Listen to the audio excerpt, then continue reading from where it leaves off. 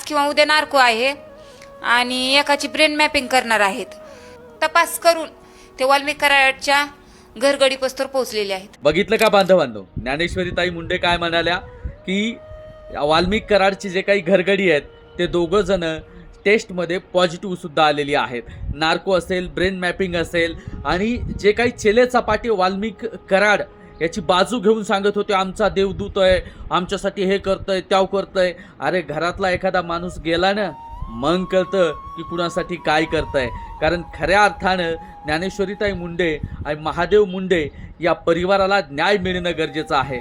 जेव्हा तुमच्या घरातला एखादा व्यक्ती जाईल, घरातला व्यक्ती गेल्यानंतर तुम्ही अशीच बाजू मांडणार का, असेच मोर्चे त्या व्यक्तीसाठी काढणार का आणि त्या व्यक्तीला देव मानणार का, हा प्रश्न सर्वप्रथम त्या लोकांसाठी आहे जी लोक त्याच्या समर्थनामध्ये मोर्चे काढत होती त्या लोकांसाठी.